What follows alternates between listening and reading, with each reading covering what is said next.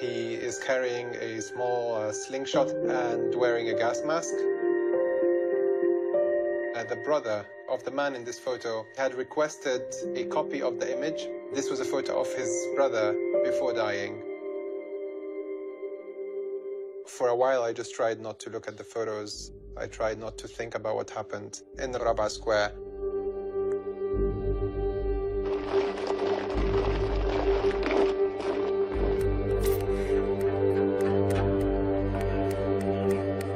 Egypt was characterized by a vicious police state.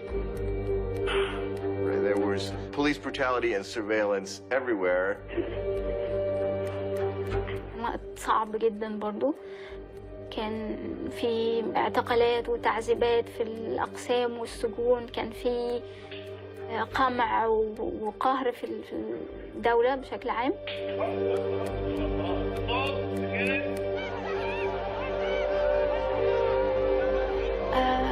أنا حسيت لما الربيع العربي بدأ، حسيت إنه ممكن يبقى في تغيير، ممكن يبقى في حياة أفضل.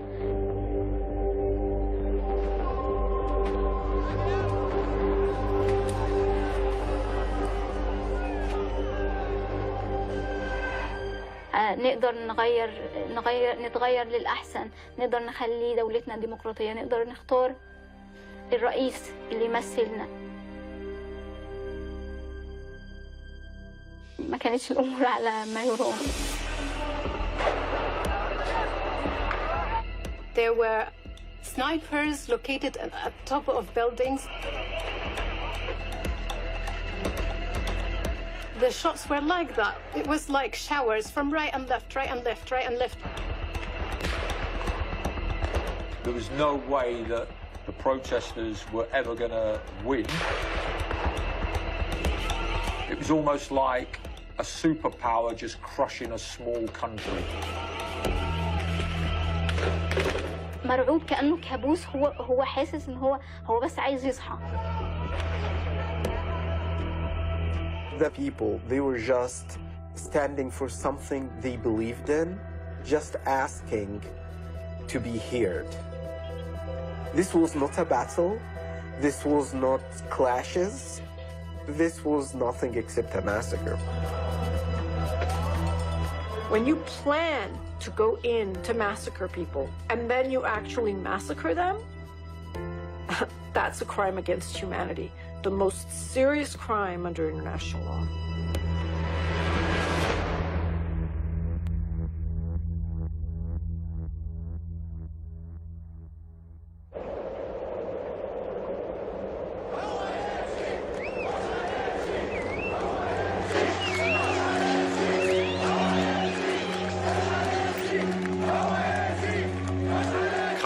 Erupted. Hundreds of thousands of people were on the street that day, aware for the first time of what they could accomplish. They took over Tahrir Square, the central square in the city. They began an 18-day sit-in, occupying that square. Everybody in Egypt want leave now, not tomorrow. What you want from people now? Hosni Mubarak, leave now. So the first demonstration I went to, I was 20 years old and a student in pharmacy school. There were people from Upper Egypt, there were Muslims, there were Christians, there was middle class. All around you, you could see different sides of the Egyptian society in the same place. People wanted freedom, they wanted social equality. They were fed up of the police torture, of the Mubarak's promises that were never fulfilled. They were just fed up of the corruption.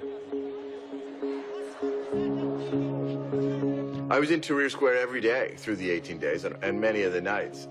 It sounds almost hokey if I try to describe it honestly. It was sort of a magical experience. You know, it was a place where people came together and seemed to treat each other with respect, regardless of differences of gender or religion. People would bring in food, they set up tents, they had a little republic going. I've never really experienced anything like it. It was as though they were building a kind of a promise of what Egyptian life could be if only the police and the authoritarian state would get out of the way. There was an extraordinary and really exceptional feeling of unity around the uprising in Tahrir Square that held together pretty much until the day Mubarak was forced to resign.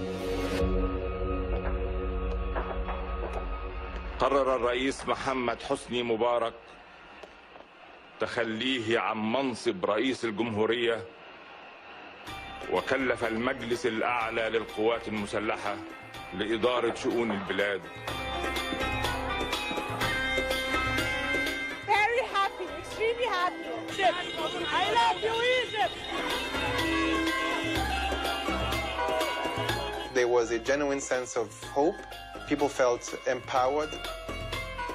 I remember the first pictures I took when thousands upon thousands of people gathered for the first time without Hosni Mubarak ruling Egypt. From that day, I really didn't stop photographing. It felt like for the first time people were able to speak their hearts out. I'm happy. He's gone. He killed his own people. He deserves this, and we are going to judge you, Hosni Mubarak. What a lot of people remember from that time is that sense of camaraderie, is that sense of looking out for one another, and is that sense of wanting to change things together.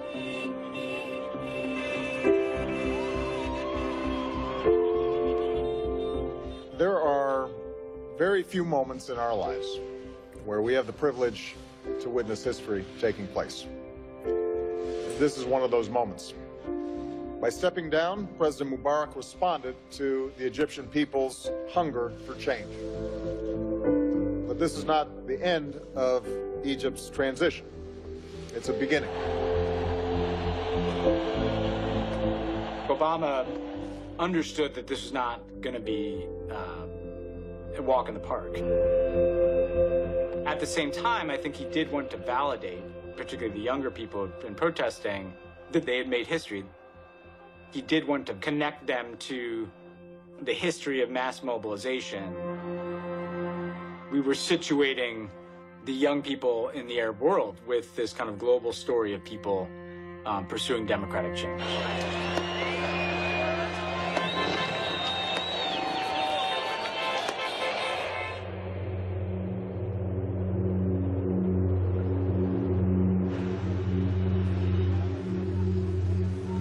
After Mubarak was forced to resign, there was a long period of push and pull when the generals would try to exert their authority.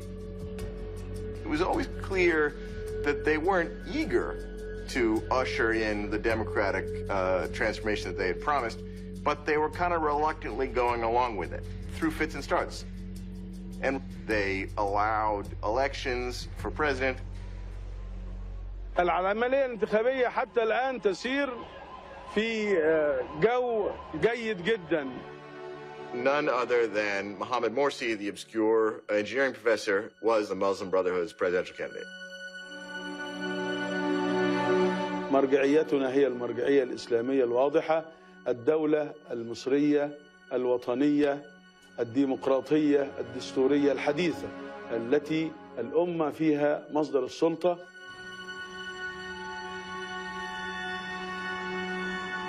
I had no engagement at all with the Egyptian Muslim Brotherhood up until my engagement with President Morsi.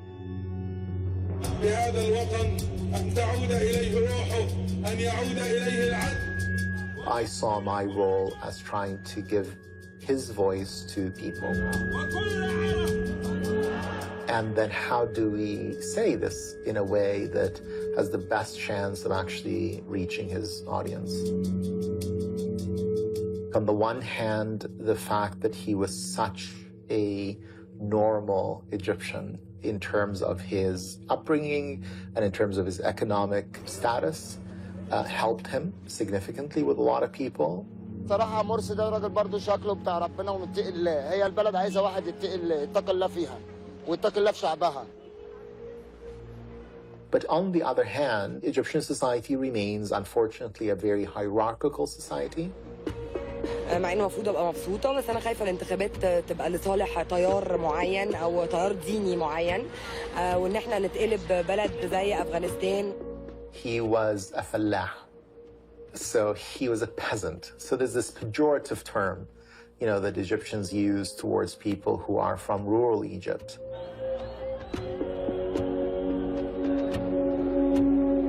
In the beginning of the campaign, internal polling, but also external polling, showed him at under 1%. It was a very, very tall mountain to climb. He used to have this expression that we are going through a bottleneck, and the challenge is to try to glide through that bottleneck without breaking the bottle. You know, the bottle, of course, is Egypt.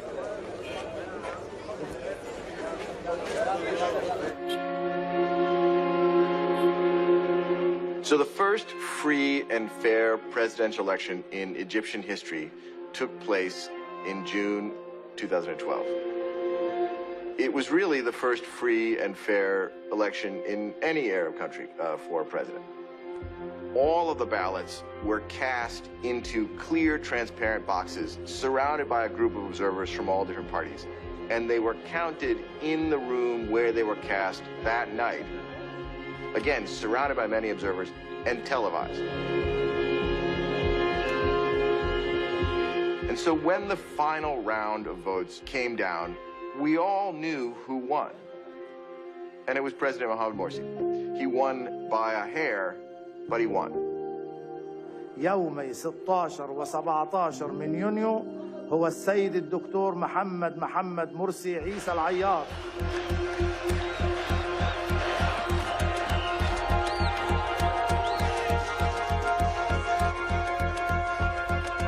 When the results was finally declared, and there was this iconic scene of people erupting in Tahrir Square.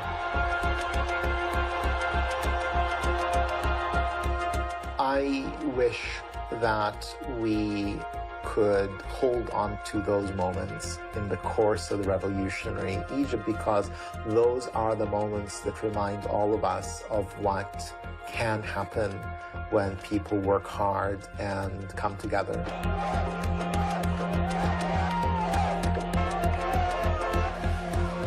أقسم بالله العظيم أن أحافظ مخلصا على النظام الجمهوري وأن أحترم الدستور والقانون.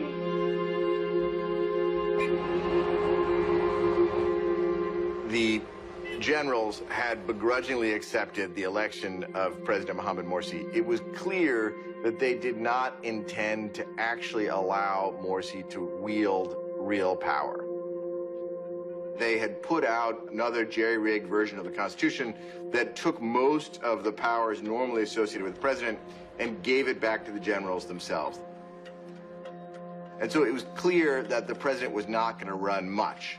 He was just going to have the title of president. And yet, Morsi had a few tricks up his sleeve. He held his own informal inaugural speech in Tahrir Square. It was a remarkable speech. He stumbled out, not a great speaker, and he's clutching his text in one hand, no teleprompter, and he's got his mic in the other. And at first, it was pretty tedious. And then I see him, and he pushes his way through his two bodyguards. And he's standing feet from the crowd.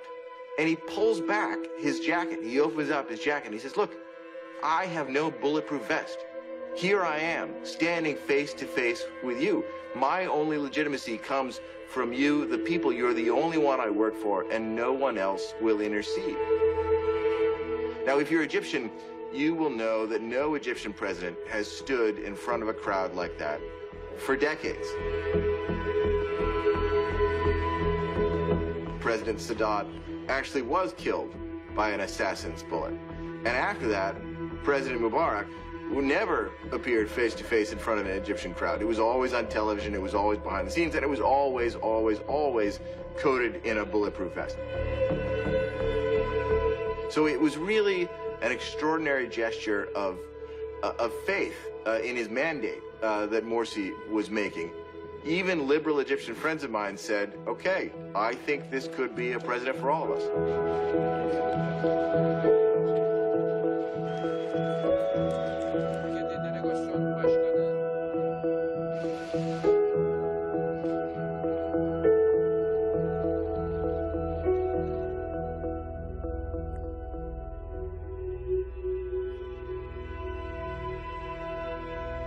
But there was a fear among some Egyptians that Morsi and the Muslim Brotherhood had a secret agenda to try to impose conservative Muslim social codes on Egypt.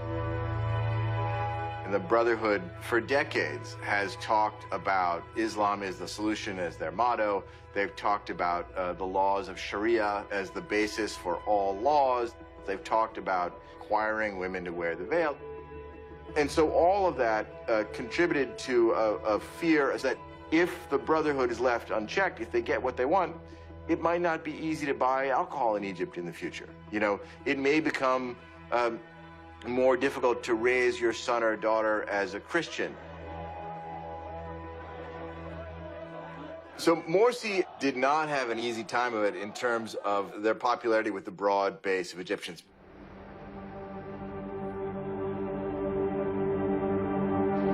There was another issue that dragged down Morsi's popularity. Fuel in Egypt was always a touchy question. First year Morsi was in power, it became a huge crisis.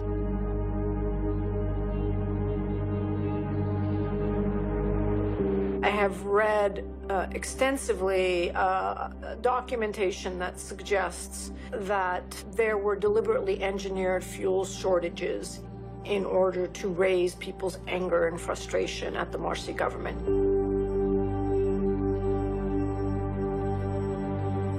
You know, how is it overnight, within a month of Morsi's election, there are, 2-hour, 3-hour lines at gas stations? What changed? Nothing changed. There was a bottleneck. There was a deliberate bottleneck at the fuel stations. And not just in fuel, same in electricity, same in crime, in petty crime rates. The police just disappeared off the streets. The police were just malingering and not doing their jobs. On the ground, people just wondered, why don't I have any public security? Why are things going from bad to worse? Why is no one protecting my home? There were blackouts all over the country for 12 hours at a time in some parts of Cairo, including in my own home. And the Morsi government seemed powerless to stop this. And occasionally they would suggest, we think there's some kind of a game being played here. Something's going on. There's some sort of a shadowy conspiracy. What's going on?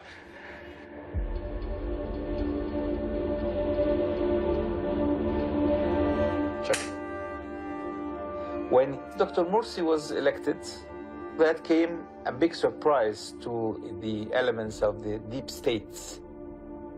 The deep state, this is the term that we as Egyptians use to describe the Mubarak machine, the military, the judiciary, police, that has been always ruling the country.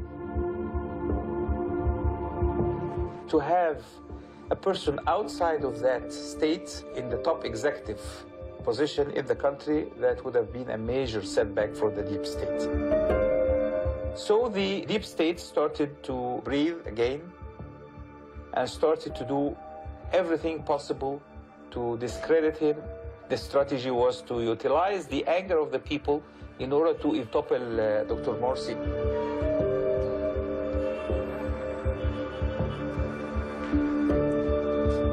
We were all surprised in the summer of 2012 when Morsi announced that he was elevating Abdel Fattah Sisi, formerly the head of military intelligence, to be the defense minister. General Sisi, even in Mubarak's time, he was prominent. he has always been submissive to his superiors, talking quite softly, obeying orders and things like that. He managed to get the trust of President Morsi. He managed to convince prominent people in the Brotherhood that there was no way that he would turn against the legitimate president of Egypt, that he was totally on their sides. There was mounting criticism of President Morsi. People were very angry and frustrated that a new revolutionary government had come in, but their lives hadn't actually changed that much. And all of a sudden, this civil society organization declared itself called Tamarrud and demanded protests on June 30 to demand Morsi's resignation. And many, many people turned out for those protests.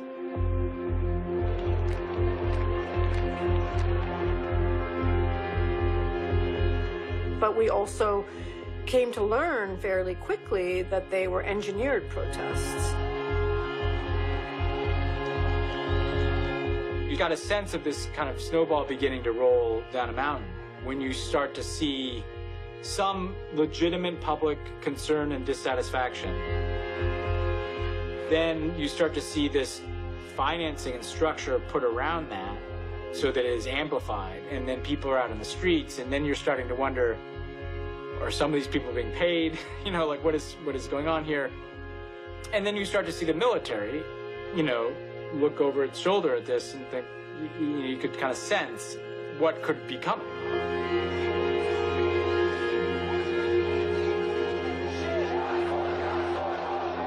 In the run-up to June 30th, a number of weird things happened. The first is that Sisi, who had remained quiet all this time, began to emit some cryptic statements. He began to suggest that the military would protect the demonstrators and that the military was ready to intervene if necessary. Morsi, of course, called him in and said, you know, Abdel Fattah Sisi, what's going on here? Are you trying to undercut me and encourage these protests? And Sisi again would say, no. It's fine. We're just trying to calm things. We're just trying to assure people that everyone's going to be safe. I'm with you. Have no fear. Sisi was trying to play this game, that he was still stuck in the middle, that he was still trying to push this facade, that he was simply the go-between. It wasn't him, it was the rest of the military.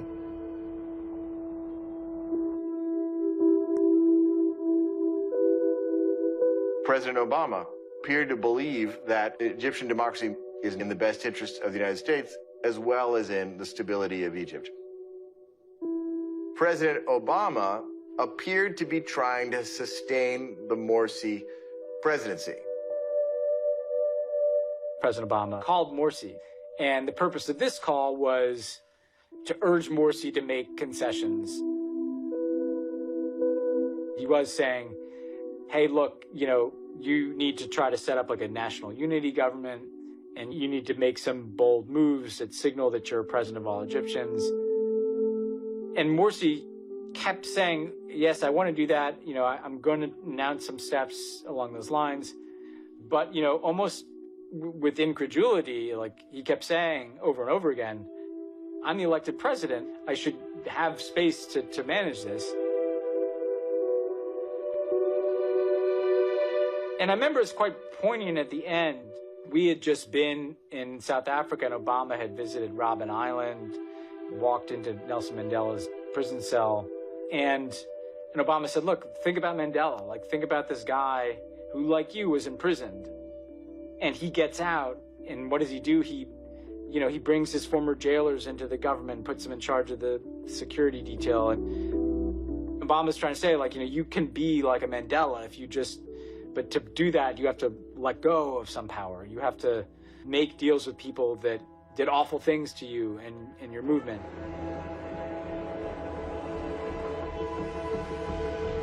It's a remarkable phone call. Obama clearly believes Morsi can still pull it out. Obama clearly is naive.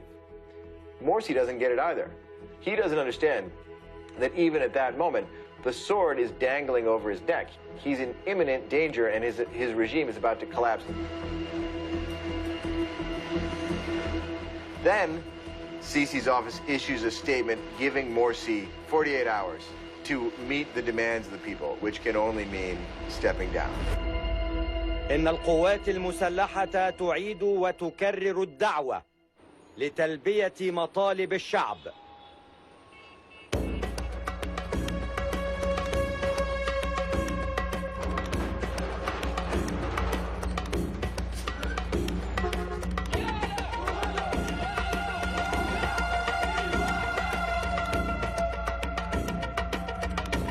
Immediately after July 3rd, when General Sisi declared a coup, imprisoned Morsi, imprisoned the senior leadership of his administration, protests broke out all over the country.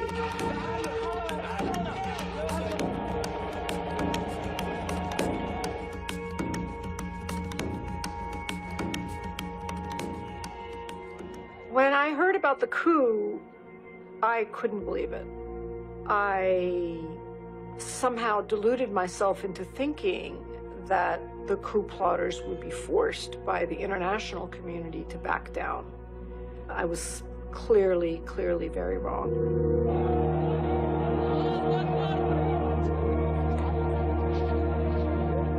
I was incredibly disappointed. I was incredibly angry. I felt like we could have done more to support a democratic transition in Egypt. Felt like the whole dynamic in the Arab Spring in 2 years had gone from revolution to counter-revolution. When Morsi was deposed, two odd things happened. First, the day after he was left, the police were back with enthusiasm on every corner.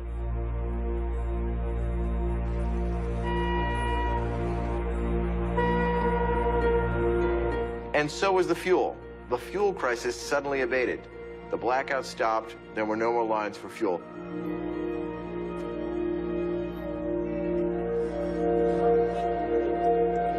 After the coup, after Morsi had been removed from power, it was as though a time bomb had started ticking.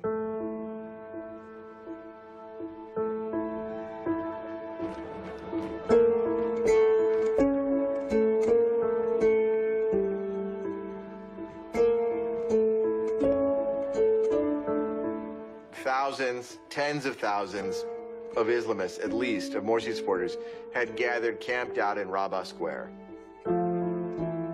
Morsi was a symbol of the Rابعة sit-in.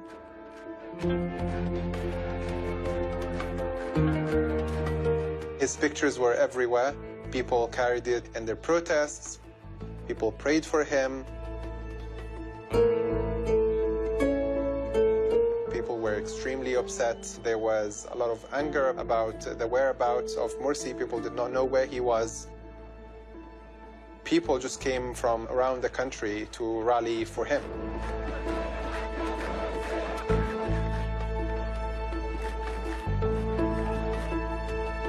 Nobody thought the coup would stick. They thought that if they had protests that exceeded the numbers of protesters on June 30, that they would restore the democratically elected government. So people oddly felt safe enough to bring their small children and camp out at the square. It grew and grew and grew until it was almost like a little tent city.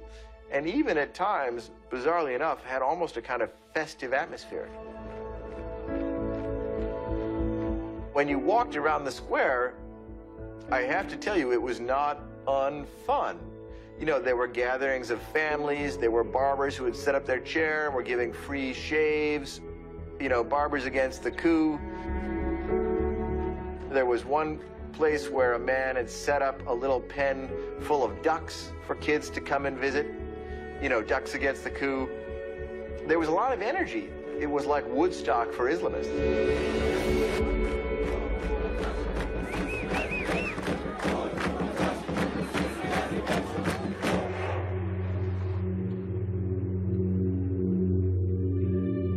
But things started to change pretty quickly. It was the beginning of a really dark turn towards demonizing the people at Rabaa. Voices in the state media and on the pro-government satellite networks begin referring to the people at Rabaa al-Adawiya as cockroaches and vermin, as diseased. إن إحنا شايفينهم وعارفينهم إن دي ناس قذرة مجرمة بلطجة. And also suggesting that they weren't really Egyptian, that they were kind of lesser. It was a real campaign of dehumanization. دلوقتي في دم اللي هو القصاص. أنا عايز جثث للإرهابيين القتلة. And as that drumbeat began to build, President Sisi reappears, and it's a very different Sisi. أنا بطلب من المصريين طلب. He's in dark glasses, the full military regalia, the epaulets, the whole deal. He looks frankly reminiscent of the Chilean dictator Augusto Pinochet from the 1970s. By the end of the speech, he's taken a very different tone. Sisi himself now, for the first time, is describing the crowd at Rabaa al-Adawiya as terrorists. لو لجأ للعنف أو لجأ للإرهاب يفوض الجيش والشرطة باتخاذ اللازم لمجابهة هذا العنف وهذا الإرهاب.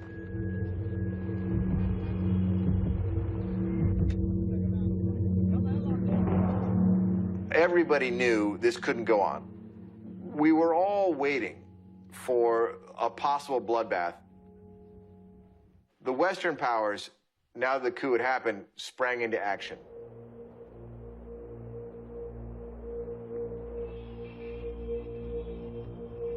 The international community started to intervene, and they sent Baroness Catherine Ashton to head the efforts in order to try to mediate and stop what was happening.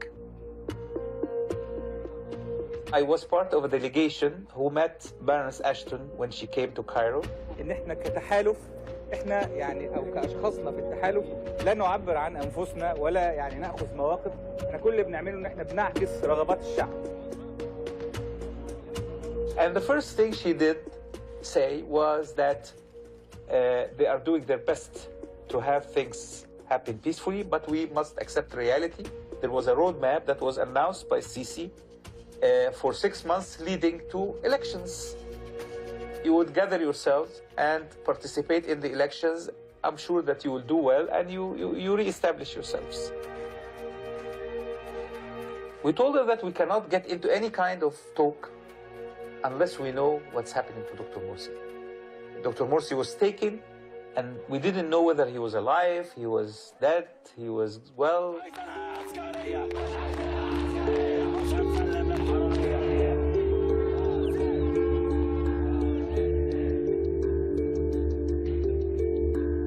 I had a 2-hour conversation with Mohamed Morsi last night, and I listened to what he had to say.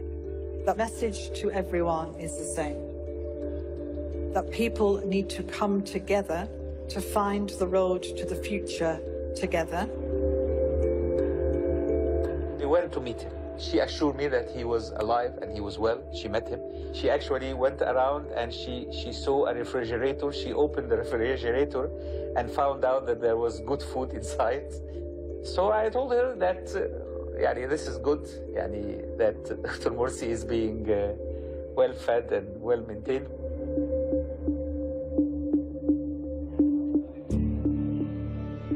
When Baroness Ashton left Egypt, she said that she was appointing her deputy, Mr. Bernardino Leon, to stay in Cairo to take charge of the mediation efforts. We used to meet like daily, every day. So every time he comes to me, he would tell me that we need to show some flexibility to be able to move things around. Leon would call up Ahmed and say, we've got it.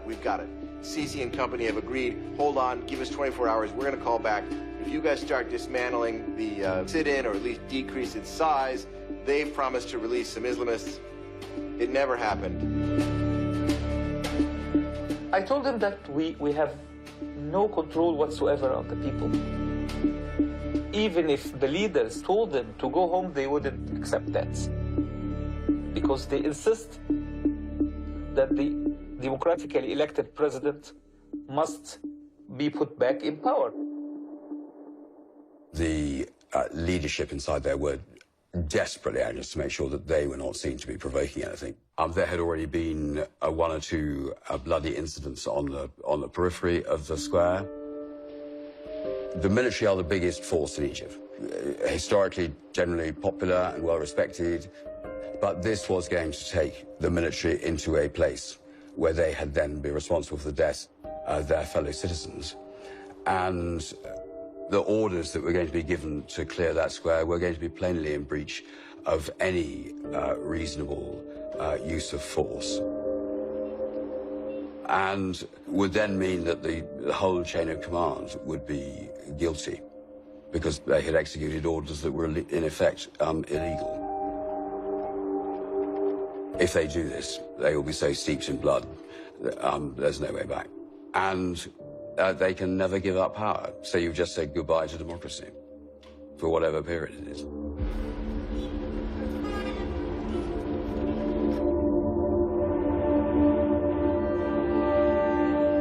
The foreign desk, who I work with a lot, said that we think we need to send a security advisor to Egypt because of the potential that Raba Square was going to be cleared out. So, are you happy to go? For me, it was, as we would say, a no-brainer. We'd arrived in Egypt and we'd had all our personal protective equipment taken off us.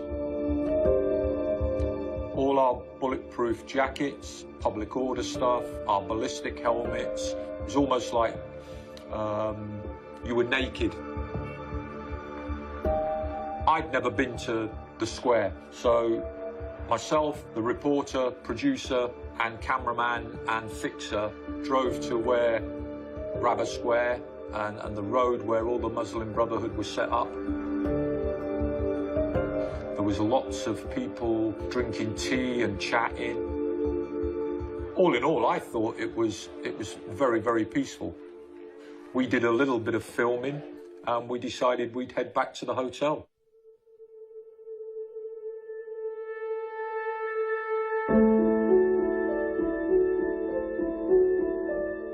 يعني أنا زي كل المصريات يعني وأم أسماء البلتاجي. أيوة يعني أسماء بنت مصرية جميلة. أسماء كانت لسه طالبة في الصف، يعني كانت لسه بداية الصف الثالث الثانوي. أسماء بإرادتها هي اللي راحت اعتصمت يعني في ميدان رابعة معانا. أسماء تقريبا كل المظاهرات وكل المسيرات وكل الوقفات التي كان فيها اعتراض للانقلاب العسكري كانت تشارك فيها.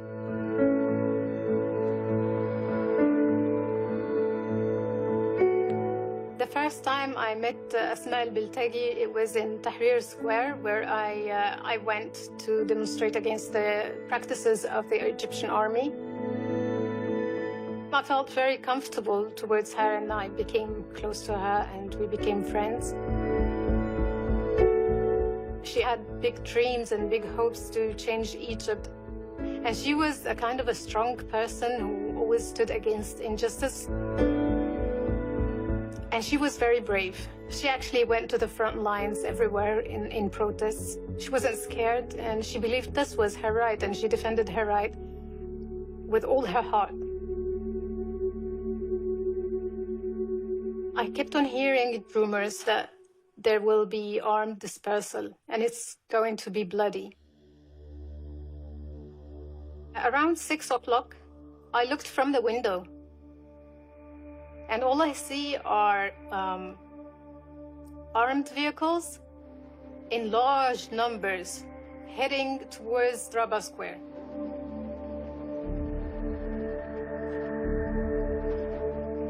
Egyptian security forces showed up at dawn and surrounded the entrances of Raba Square. There were 5 entrances.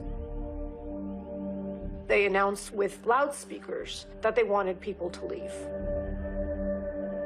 We're talking about 75,000, 80,000, potentially more protesters. Within minutes, they opened fire. If you have been to a protest as large as the one in Rابعة, you can't easily hear what's being told on a loudspeaker.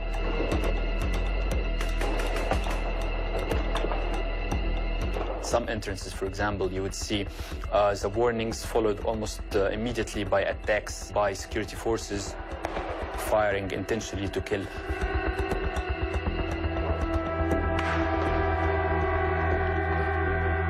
A lot of people actually did not even know that the protest was being dispersed until they were hearing gunshots.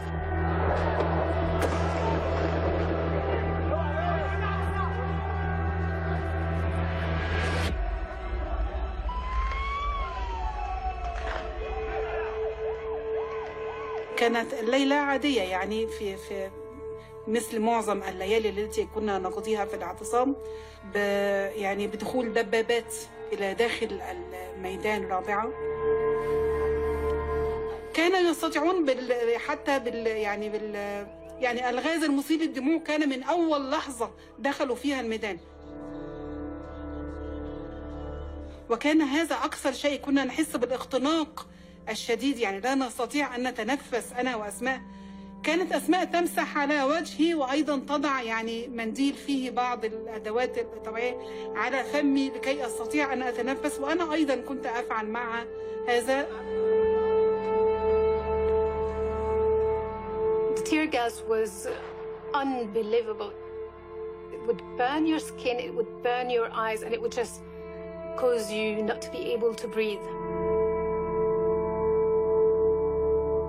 The day was supposed to be morning, but it was filled with smoke coming everywhere from Rabaa, and it was like there's a big fire. نقف أنا وأسماء في وسط الميدان، ميدان رابعة، ويتساقط من حولنا عن اليمين وعن اليسار يعني من يقتل عن يميننا وعن يسارنا. ولكنها بعد إلحاح شديد من أسماء أن تذهب لتسعف أو تساعد في إسعاف المصابين في رابعة. أنا في الحقيقة كنت أشفق عليها لأن هذا المكان خطر جدا يعني، وهم يوجهون يعني بالرصاص أكثر من أي مكان تاني إلى المستشفى الميداني حتى يتخلصوا من. أنا ألححت على أسماء أنها لا تذهب يعني، ولكنها يعني بعد وقت يعني بسيط جدا وجدتها تقبلني يعني في وجهي، ثم يعني لم أراها. We got a phone call saying that they've started. So we all jumped into the car and we headed towards Rabaa. We were met by a member of the Muslim Brotherhood press guys who had an orange vest on and said, "Hey guys, don't wear anything that's visible because we've got to run across this path, which is what they're calling Sniper Alley." And we all looked at each other and were like, wow.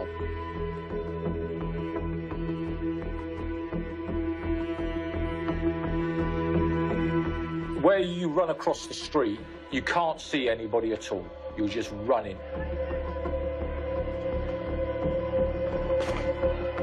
There were snipers located at the top of buildings and at the balconies at different levels of the buildings.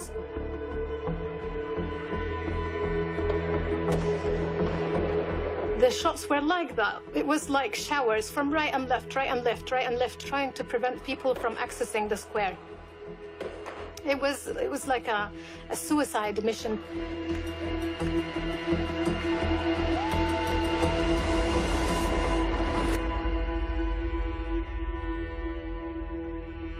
Rabaa Square is in a very vital part of Cairo. There's a lot of hospitals and medical facilities around it.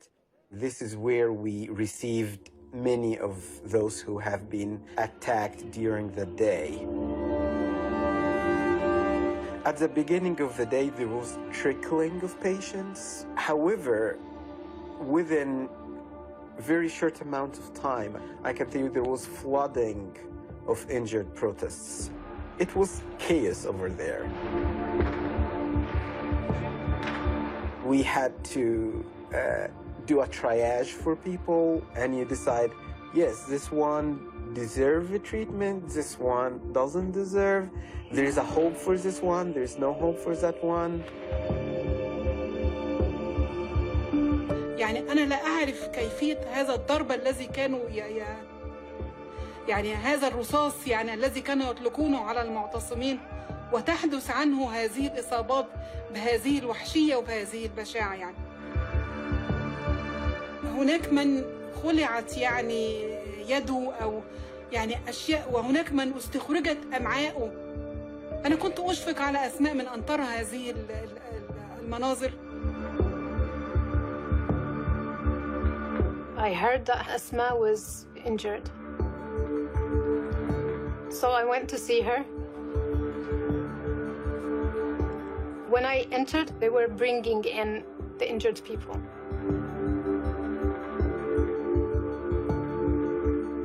The place was full of blood on the floor, that my trousers was soaked with blood.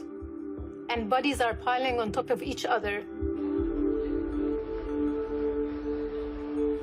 أسماء أصيبت يعني ذهبت إليها في المستشفى الميداني، فكانت يعني تنام على السرير وتتألم كثيرا.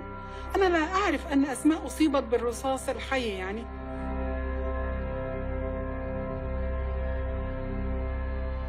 They were moving her to have an operation, and she was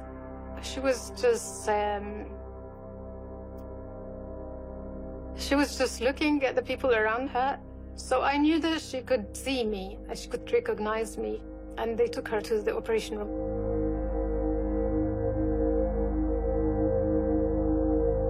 And then I went to the entrance floor. A few minutes later, all I see is Asma in a body bag. يعني أسماء كانت أمل وكانت حلم وكان لها يعني كانت مستقبل جميل يعني. لا أستطيع أن أتخيل كيف كانت هذه الوحشية. It was very horrible, just knowing that that little girl that we called the butterfly flew away without saying goodbye.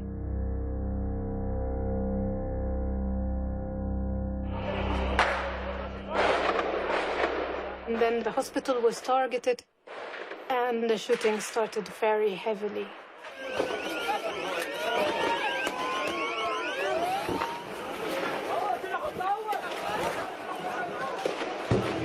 The security forces break in the hospital. They were ordering us to leave, evacuate. There was tens, if not hundreds, of injured people on the floor. The dilemma is, where are we just going to leave them and go out? Can we take some with us? I turned towards one of them and I told him, what are you going to do with them? He starts hysterically to scream at me and tell me, let them die, let them die. He raised his gun, pointed towards me. One of my colleagues just grabbed me by the arm and took me outside.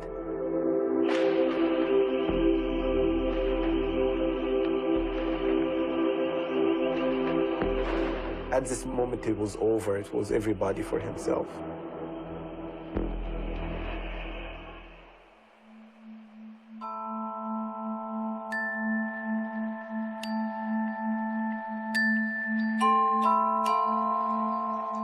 Every country polices protests and blockades in different ways. Some use excessive force, some use minimum force. And we know that the Egyptian authorities are pretty brutal when it comes to protests. We've seen in the past where they're pretty sort of heavy-handed. But this was completely different. It was almost like a superpower just crushing a small country.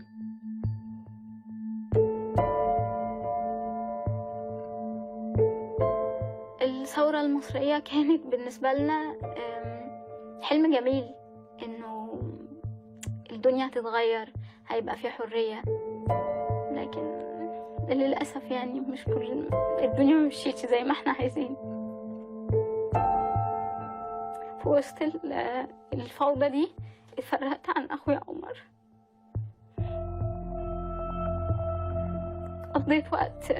قضيت اليوم كله بدعي ربنا ان انا الاقيه، بس كان فعلا تحت اطلاق النار ده كان حاجه صعبه جدا الواحد يلاقي حد. دورنا في كل المشارح الخاصه بالمستشفيات، بدأنا من الأسوأ. دورنا في مشرحة زينهم، طبعا الوضع لا يصدق، يعني ان الواحد يروح فعلا المشرحة ويبص على الناس، وخصوصا ان هما وبالنسبة للجثث المشوهة اضطرينا ان احنا نعمل تحليل DNA علشان نعرف اذا في حاجة يعني تبعنا او لا، والحمد لله النتيجة طلعت سلبية.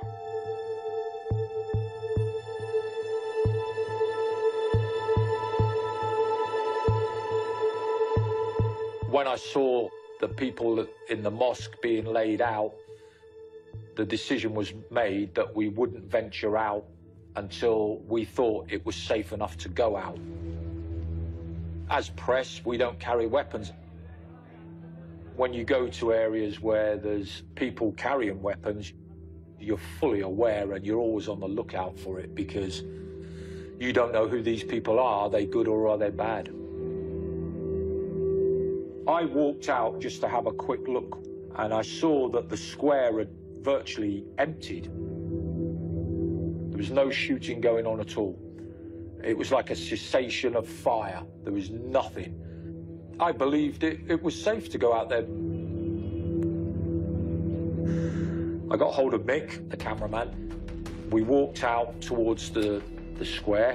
He had like a small Sony Handycam with him, and he had it in his hand. It was pretty surreal. It was quiet. It was like a movie scene.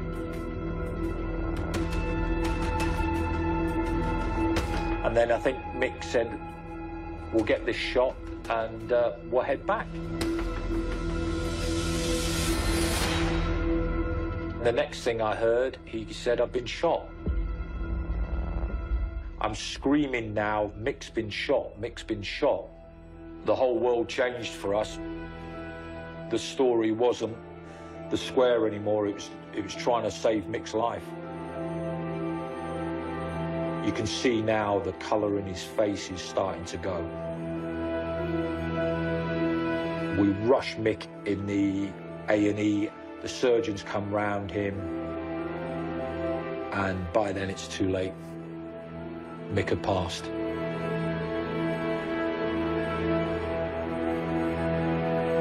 You never know when something's going to happen. You can be the luckiest person in the world or the unluckiest person in the world. I travelled back out about 2 or 3 weeks later, and with a few other people put a report together to try and present to the Egyptian authorities. They said it wasn't them, they blamed the Muslim Brotherhood. Whoever it was that shot him, you know, will never ever be brought to justice.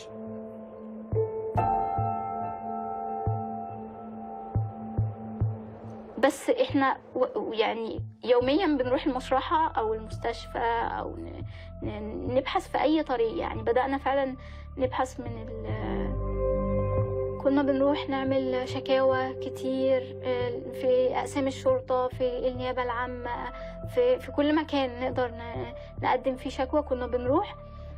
مفيش تعاون على الإطلاق من الجهات الحكومية، على الإطلاق مفيش أي تعاون. عملنا قضية للبحث عن أخويا عمر، اتهمنا فيها الجيش بإخفائه قسريا بالمخالفة للمواثيق والأعراف الدولية إطلاقا. يعني إحنا لحد دلوقتي ما شفناهوش ولا تواصلنا معاه ولا أي حاجة. كل الأخبار دي كأنه حياتنا كلنا توقفت في رابعة. ما زلنا محبوسين أو عالقين في اليوم ده.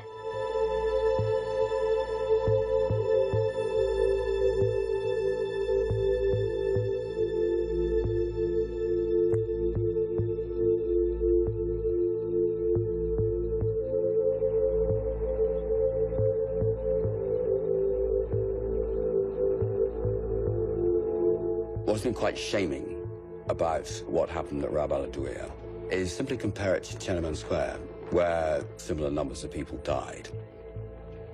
But in Tiananmen Square, those were students protesting against an existing order. In Rab al-Adawiyah, these were people who are out in support of their elected president, who had been arrested by the military and were then killed on the street in the square for non-violently supporting him. It is actually worse than what happened in Tiananmen Square in that sense.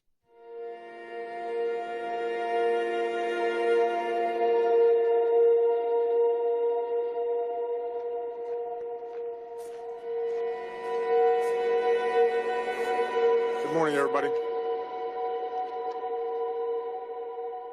The United States strongly condemns the steps that have been taken by Egypt's interim government and security forces. We deplore violence against civilians.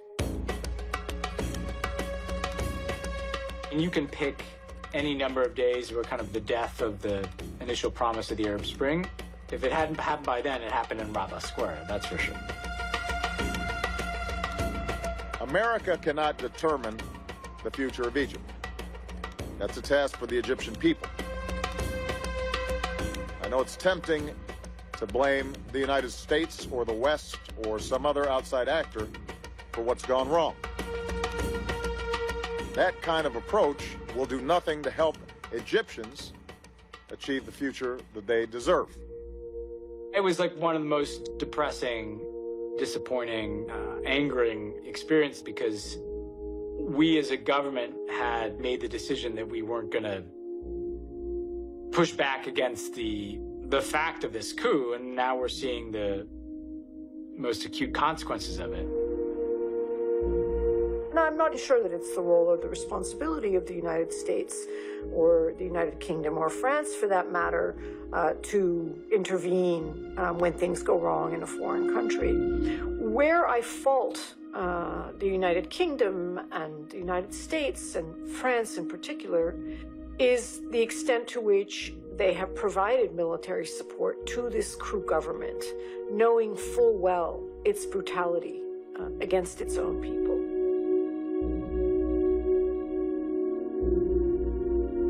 We've sustained our commitment to Egypt and its people. Our traditional cooperation cannot continue as usual when civilians are being killed in the streets. As a result, this morning we notified the Egyptian government that we are canceling our biannual joint military exercise, which was scheduled for next month.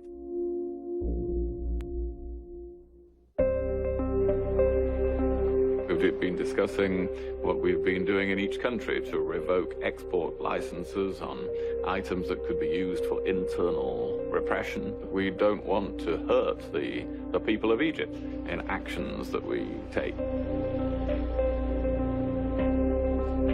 I believe everything should be revisited, all relations with the interim government, and really time to take additional measures. Und es ist ja völlig klar, dass wir Europäer nicht an der Verlängerung von Gewalt oder auch von entsprechenden Konflikten auch noch selber mitwirken wollen.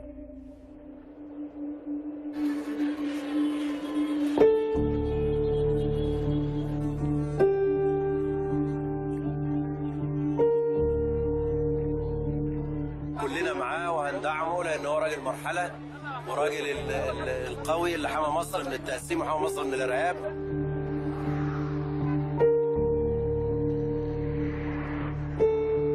Sisi went to elections and he got 97%. It was a fallacy, يعني.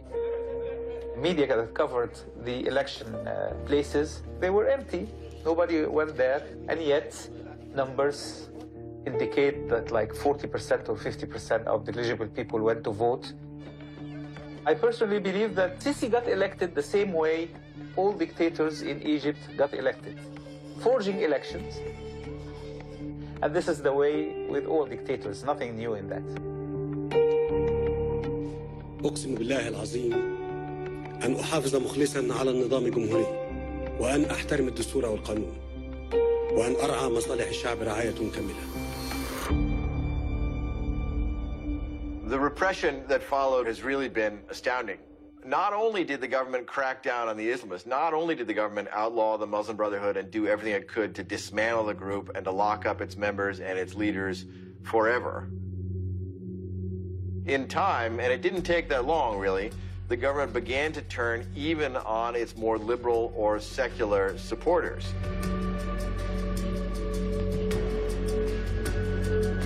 If you say anything that the government doesn't like, it may not even be critical of the government, you will go to jail.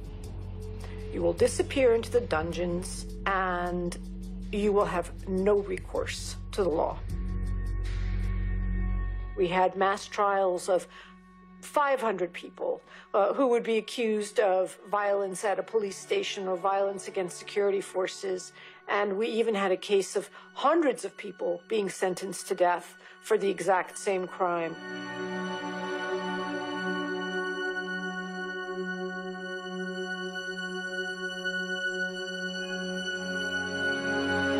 Nobody knew how he was, how his health was. I know he used to have diabetes and other types of diseases.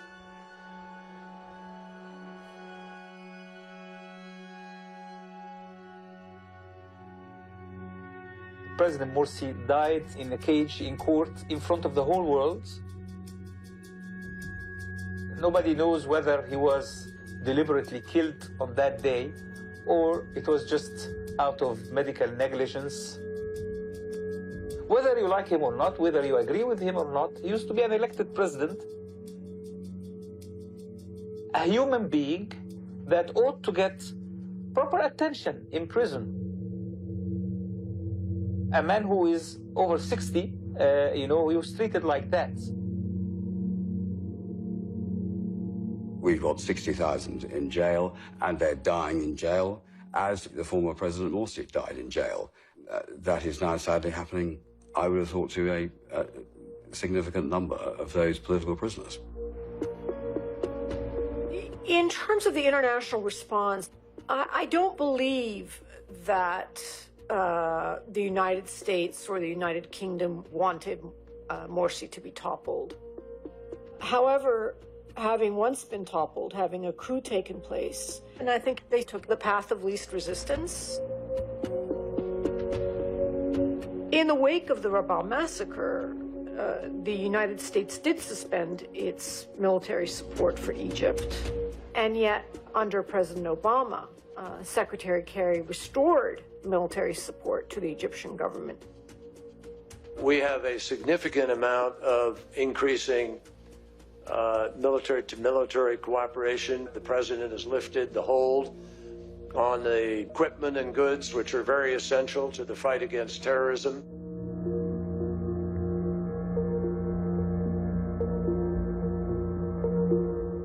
Well, after Rابعة, I believe that the USA, the UK, France, and unlike the superpowers, they do not really care about human rights. They do not care about people from other countries. They just care about their own interests. Their interests comes before humans. I was always told that human rights are in the DNA of the EU. If this is really the case, how are you silent against what's happening? A big crime against humanity that is done in complicity, full complicity by the international democratic free world.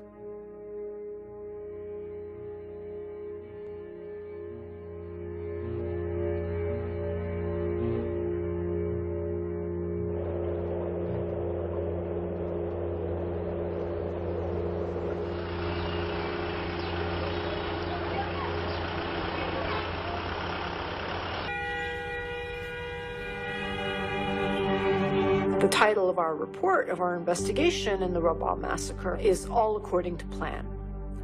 The violent dispersal and massacre in Rabaa was all according to plan.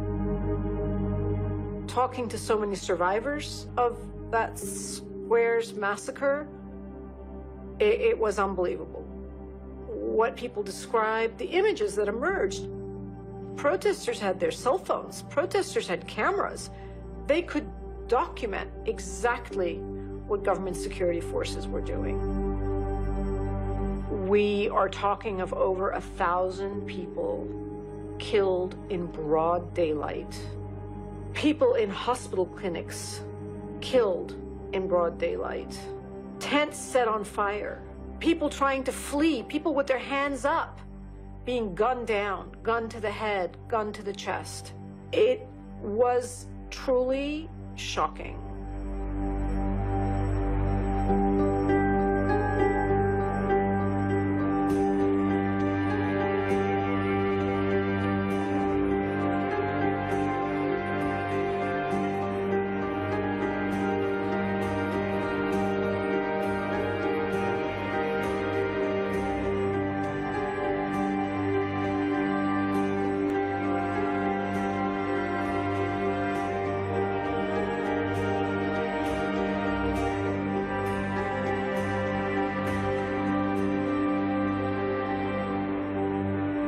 ثورة 25 يناير وتحقيق أهدافها كاملة والحفاظ على الشرعية، ثمن الحفاظ عليها حياتي أنا عايز أحافظ على حياتكم كلكم. أنا عايز أحافظ على الأطفال، ولادنا اللي هيجوا يكبروا بعدنا. أنا عايز أحافظ على البنات هيبقوا أمهات المستقبل، اللي بيعلموا ولادهم ان ابائهم واجدادهم كانوا رجال